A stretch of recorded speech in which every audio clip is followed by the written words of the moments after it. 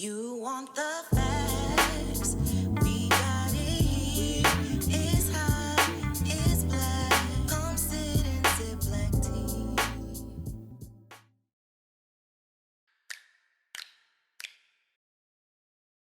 Welcome to episode 2, Race versus Religion. Is the church doing enough? Now, we've all heard the saying that Sunday is the most segregated day of the week. Well, I wanted to dive a little deeper into that. So we talked to local religious leaders, and they had a lot to say. But I'd be remiss if I didn't mention none other than local Reverend, Doctor, and community activist Donna King, who this episode is dedicated to. So everyone, let's sit back and spill the tea. We welcome you. We set the table for all. Bring your blessings and burdens, your joys, your sorrows, your laughter and tears, and come in. Love is stronger than the hatred in the world, that love softens the rough edges, the way water softens a rough rock. State College is our sanctuary. State College is our home. The Reverend Dr. Martin Luther King Jr. once said, "It is appalling that the most segregated hour of Christian America is 11 o'clock on Sunday morning." Here in Centre County, I've noticed something similar. From the church's disconnect with female pastors to the unfamiliarity of the Black spiritual leaders in this area. We could be doing better to get connected with our spiritual neighbors. Stick around. There's enough tea to share. But when it comes to the church, how do we bridge the gap to help the community come together as a whole? Well, I've sat down with multiple spiritual and religious leaders to see if they might have some suggestions from their point of view. Meet Reverend Jess Cass, Pastor Catherine Heinzel, Reverend Carol Sissel, and Pastor Bonnie Smeltzer, religious leaders in the area that we should all know. Let's hear what they have to say. Do you believe that there is racism within the church? Yes. And yeah. I mean, the insurrection shows that. I think that goes to the point of what I'm talking about is for centuries, and to this day, that is faith. You see, and their faith, that's sincere faith for them that were on the Capitol, but it is applauded, encouraged by racist theology within their churches. So, yeah. Racism is real, whether it is in a sacred space or a secular space. Racism is with us every single day. In the church, in a different way. I know in my denomination, we're at the point where we have approximately 1,200 congregations, and of those 1,200, less than 15 of them have a person of color at the pulpit in a position like I hold. Of that 15, at this point right now, 8 of them are women. And that's not an accident. It's because our congregations are not ready to choose someone other than what they think it's supposed to look like, particularly a white male, but it could be a white female to stand in their pulpits. And that's not by accident. People choose whom they want to worship with. And the idea of the beloved community hasn't quite caught on in the church. Do you think that having images of white gods, white angels are problematic within the church, especially if you are trying to break that color barrier, so to speak? Definitely.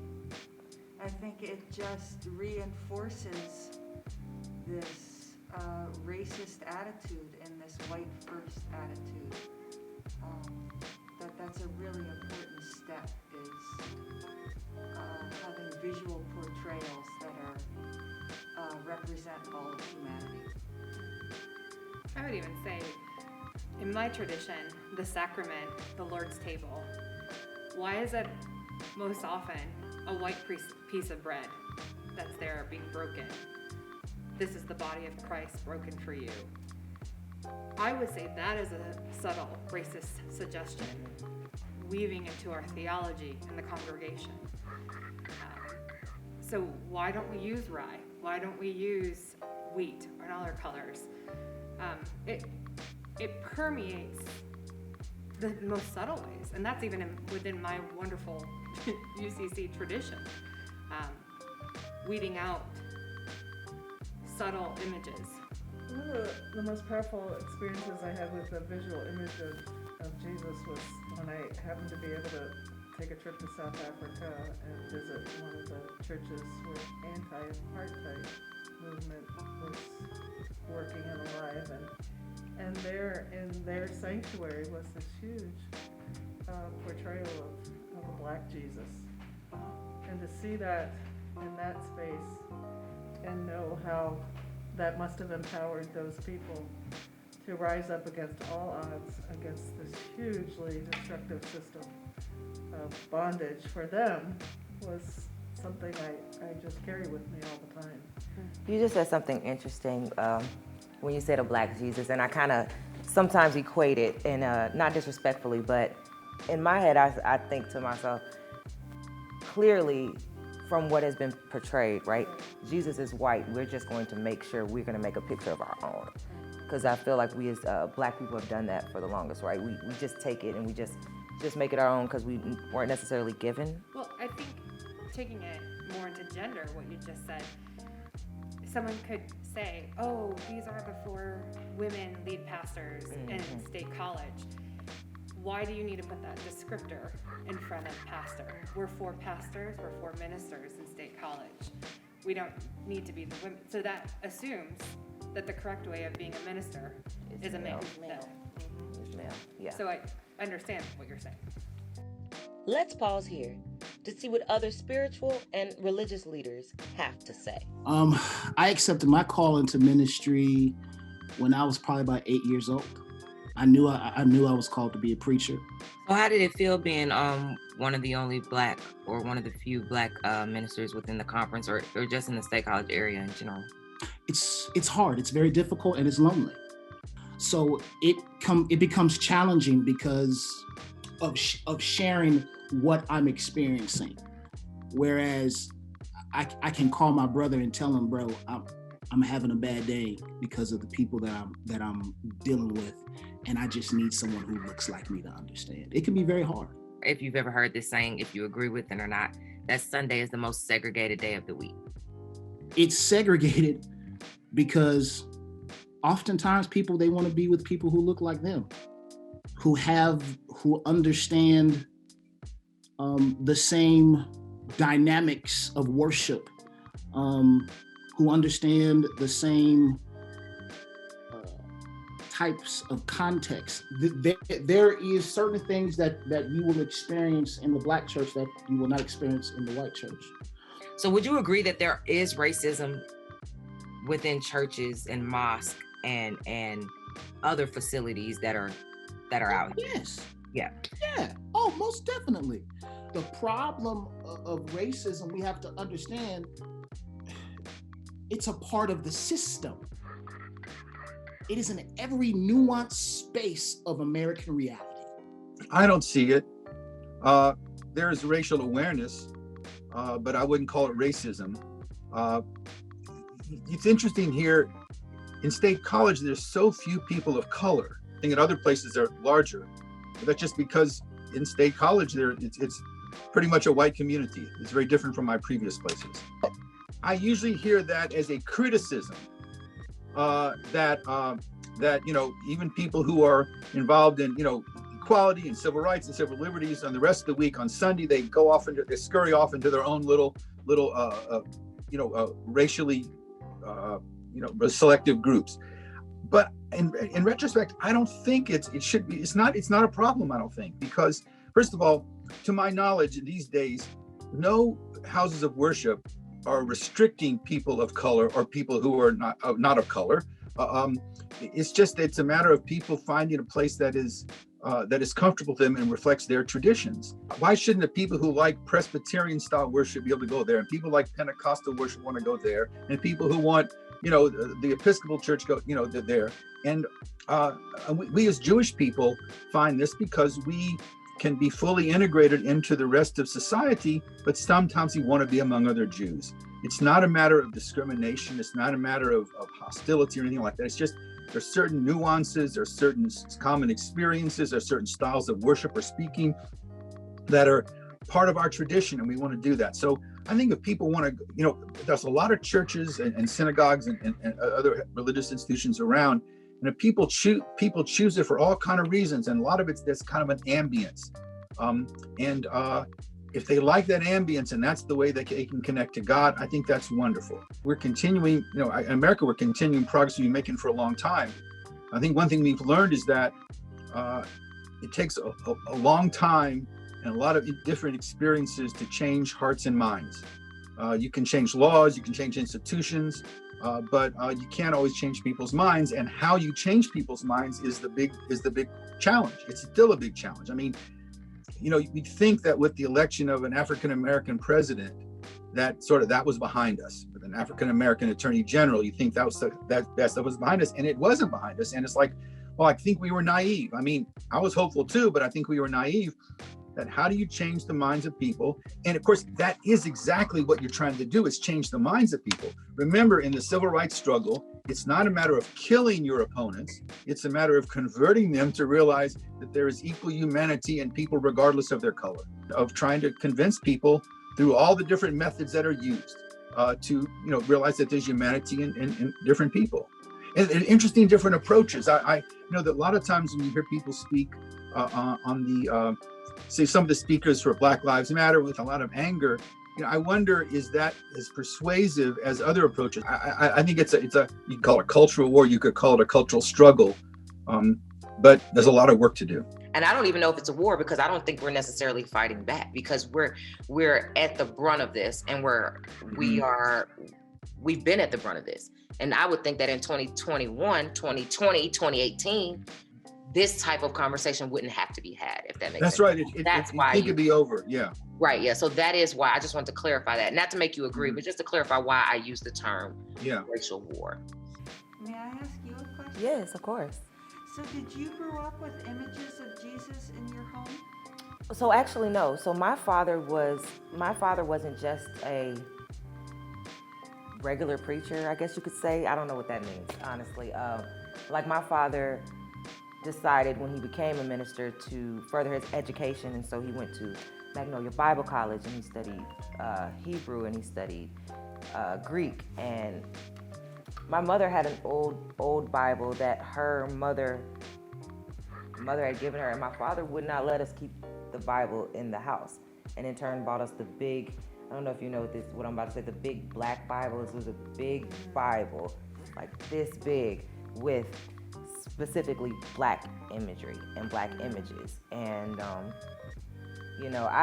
was in a household, there were no images, there were no crosses, there were no images, not even in our house, but within the church as well.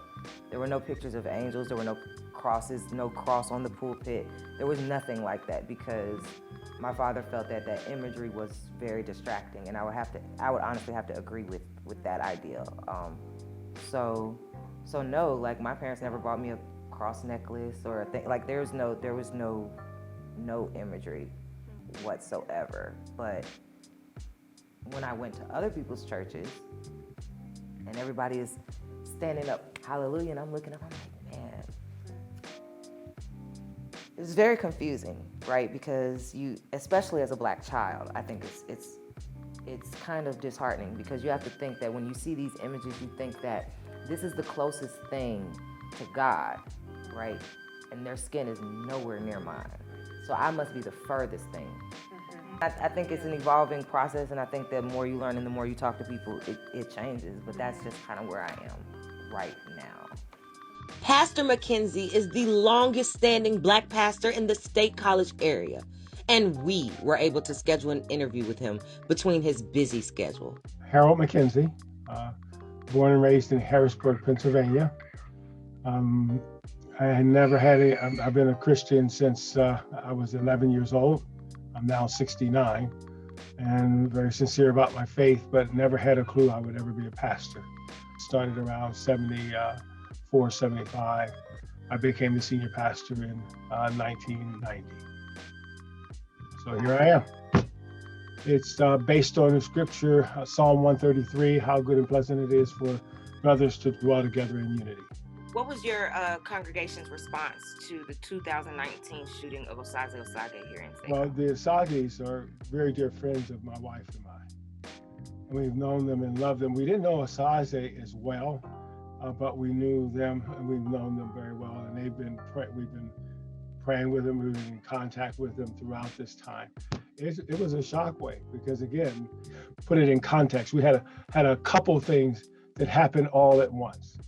First, there had never been, before Osaze, there had never been a shooting that I understand, a shooting for the very first time ever, someone is killed by a police officer.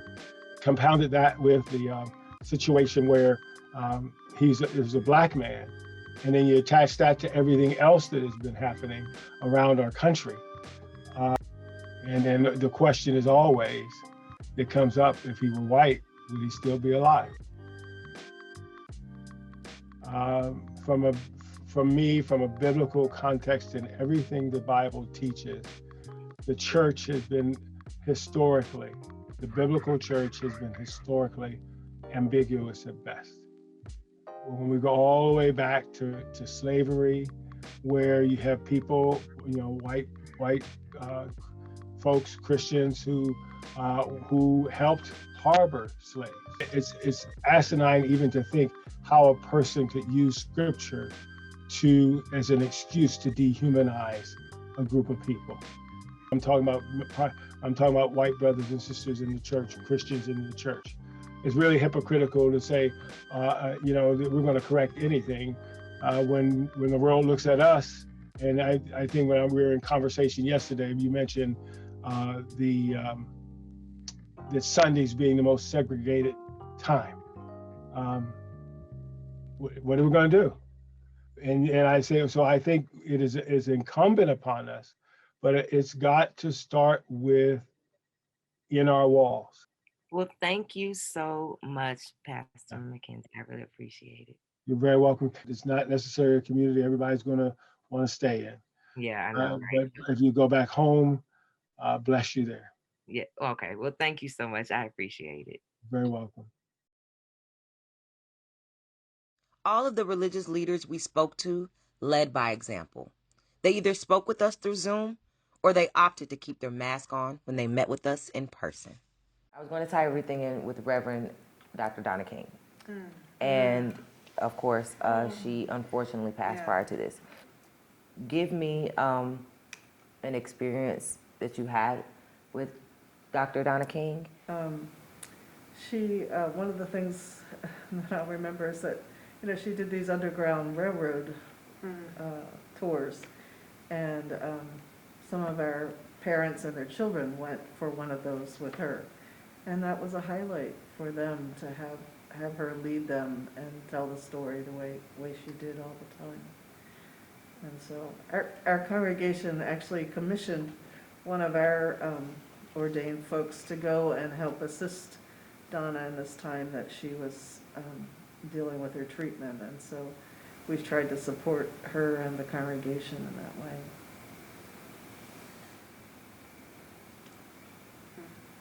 Yeah, I think one of my fondest memories of Donna was several of us from our congregation went on one of those underground tours, and it was a small group, and Donna was not feeling well. She said she'd come close to canceling, but there was such a passion in her in wanting to share that story.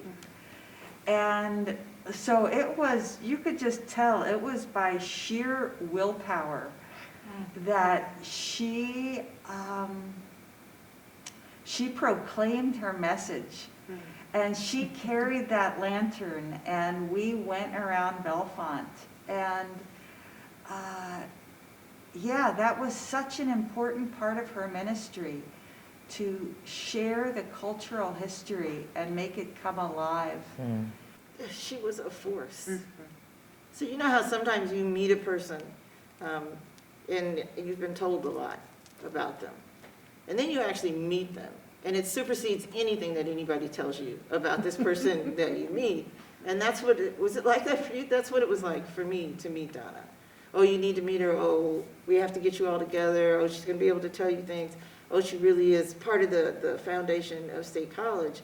And then in walks in this smallish woman with a hat on one side of her head and just walked up to me and put her arms around me as if she'd been waiting for me. I felt very seen by her. We were at a clergy group, and I remember I had just moved from New York City. I'm looking around this clergy group, and I'm thinking, I think I'm the only out gay woman in Center County that's ordained, and that's very different than New York City. And the weight of that felt overwhelming and isolating.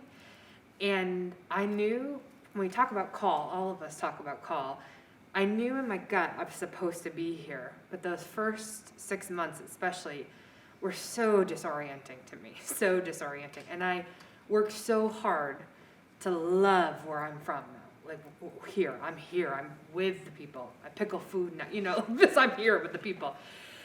And when Donna was in this meeting, and she heard that I moved from New York, she comes up, grabs my hand, she goes, I'm from Brooklyn. I said, how do we do it here? And she goes, New York's always in here. And it's always 3 hours away. You just got to get away once in a while. And she goes, let me know if you want to go. She goes, also these hats. And we started talking about fashion right away. And I was like, oh, she sees me.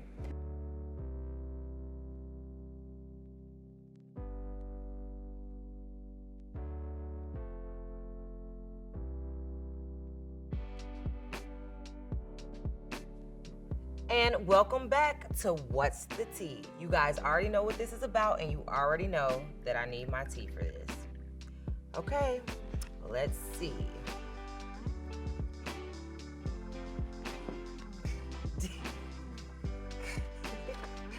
Dear T,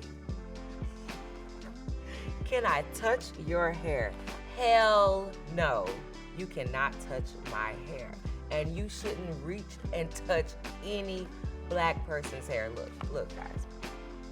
I know our hair looks interesting. It's amazing. Sometimes it changes every other week.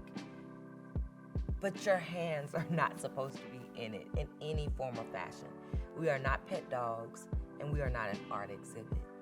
Do not put your hands in anybody's hair, especially not a Black woman's hair. You risk getting slapped, okay? Just flat out. Please do not touch our hair. Okay, let's see. Dear T, why is saying I'm colorblind bad when I am trying to be an ally? You know what? This is a really good question. When you say you are colorblind or you don't see color, what are you really saying? Well, what you're telling me is you don't see me, because I am Black and I am proud to be Black and I'm proud of my color. So when you say that you are colorblind or you don't see color, what color are you making me so you can have a civilized conversation? What color am I to you other than the color that I am? Saying that you're colorblind is ignoring the differences in the beauty of those who you're speaking with. That's why it's an issue by saying you're colorblind. I appreciate you being an ally, but learning the different terminology and phrases to use when trying to come into these spaces is a key. So that's why saying you're colorblind or you don't see color is an issue. And that's been What's the Tea? Y'all have a good night. Black Tea is wishing you a happy Black Love Day. A coma. Have a heart.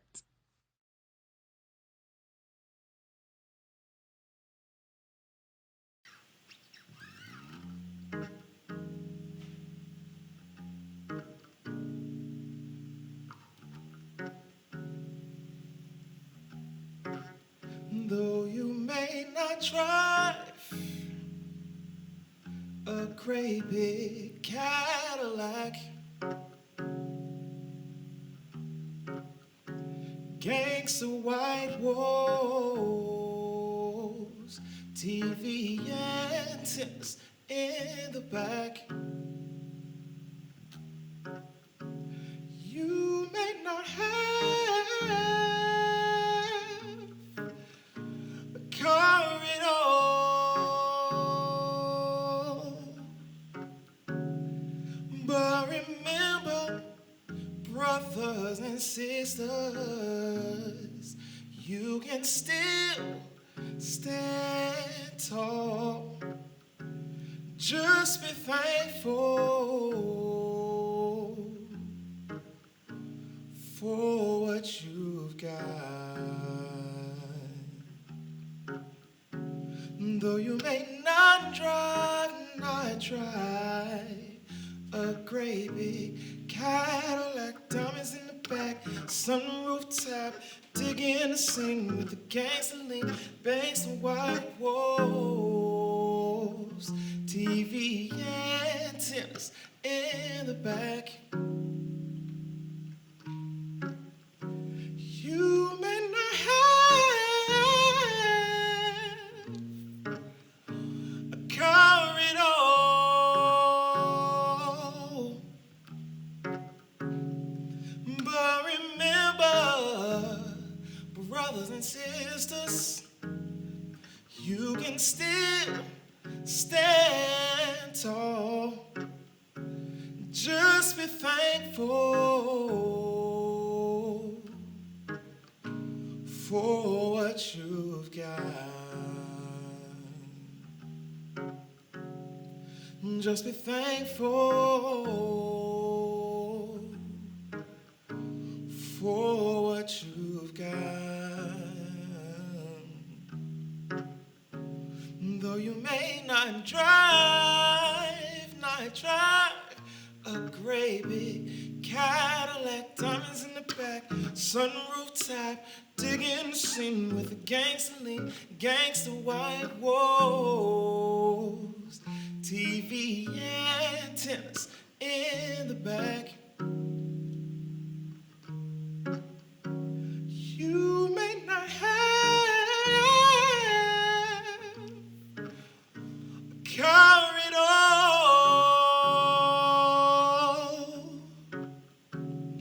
but remember, brothers and sisters, you can still stand tall.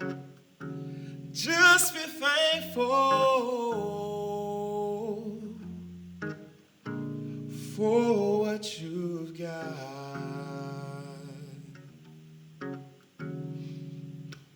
Diamonds in the back, sunroof top, digging the scene with the gangster lean. Ooh. Oh, diamonds in the back, sunroof top, digging the scene with the gangster lean.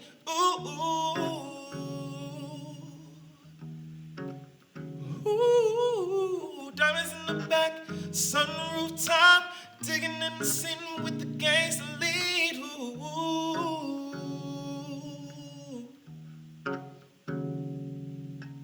diamonds in the back, sunroof top, digging in the scene with the gangster lean. Ooh.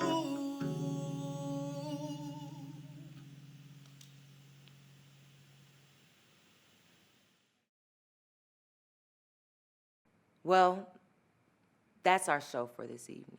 And as you heard from all of the religious leaders, they had a lot of things to say about Reverend Dr. Donna King. Initially, I was going to interview her to tie all of this together, race and religion, especially because of all the work that she did in Bellefonte by leading people around and showing them the Underground Railroad and where people actually stood to mark history. Unfortunately, Reverend Donna King passed before we could get to her on this episode. So instead, we decided that we were going to dedicate this episode in her memory and pay tribute to someone who is not only an activist, but a force and a legacy. This is in honor of Reverend Dr. Donna King.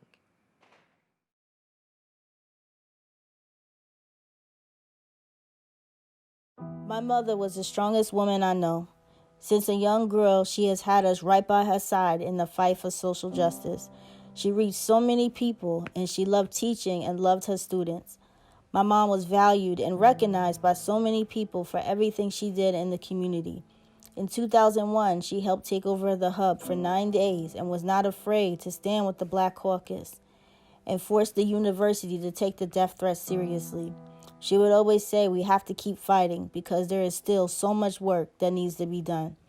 Education was so important to my mom. She used to always say, from projects to PhD.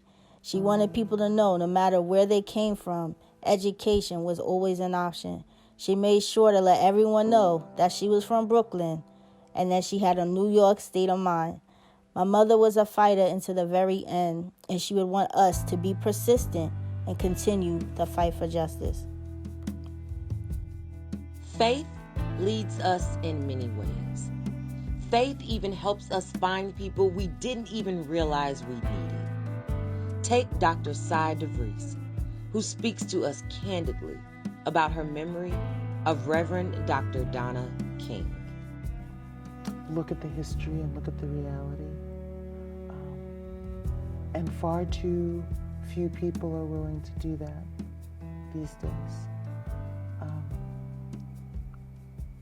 Far too few people are willing to address their own privilege, their academic privilege, their programmatic privilege, the privileges that they experience on so many levels. And Reverend Dr. Donna King was willing to do that. She was willing to go there and address those concerns. She had a willingness to lay herself on the line in order to make sure that we all had access to the freedoms that we are supposedly imbued with. She was willing to ask the tough question. She was willing to take the extra step. It is not easy to understand the legacy, the story of the enslaved people, the people who were captured, and the people that sought and fought their freedom. That's not an easy subject to explore. Even in the wintertime, walking tours. Another thing she did, and I forget the date, but I think it's in the spring, to commemorate is around the Civil War. What is not always a known fact is the number of Black soldiers who, and even out of Belfont, that served in the Civil War and have served in other wars. And I was a part of a couple of the ceremonies. She pulled the police department in. She had a way in her, not only to serve tenacity, but in her love. She didn't care. She crawled, she got with the Belfont Police Department. It was an all-white police department. And she had the chief of police down there to help support the events. And we'd walk up to the graveyard, to the sites of the graves of Black soldiers. And then also, like I said, she would conduct just the Underground Railroad tours until her strength was no longer able to do that. And so the torch was passed to her. We had a few conversations with the school board, where again, the work that she did, but because of the person that she was. She also had that same kind of spirit. She would not back down. She would not back in, give in, but at the same time, she was never bitter. You leave a legacy. On another level, you see with Camise and her, and primarily with Camise as far as with social justice, but also with just her congregation, that heart for that. Hi, my name is Carrie Wiesman. I am a Quaker, and one of the buildings that a family called the Valentines helped build was in fact the AME Church of Bellefonte. During the time of the Underground Railroad, the Quakers helped to hide slaves who were going north, and they hid them. Apparently at one point there was fire in the church, and the Quakers then rebuilt that church as well. And then this year, our State College Friends meeting felt led to donate $5,000 to the church so that they could replace their furnace. And to educate ourselves about what we can do to bring equity to Black people in Centre County. We can rebuild that faith community so that they can worship together and reclaim who they are. The people who came through here, came through Bellefonte, were not much different than the people in Flint, Michigan who want clean, potable water. They're not any different from the people on Dollar Street in DC. We have an obligation to one another.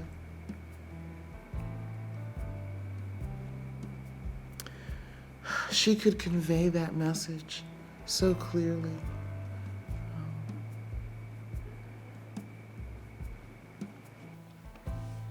Well, the first time I met Dr. Donna King was on one of those tours, and with the lantern. I was actually shocked that something like that was happening here, so me and my sister ran to it.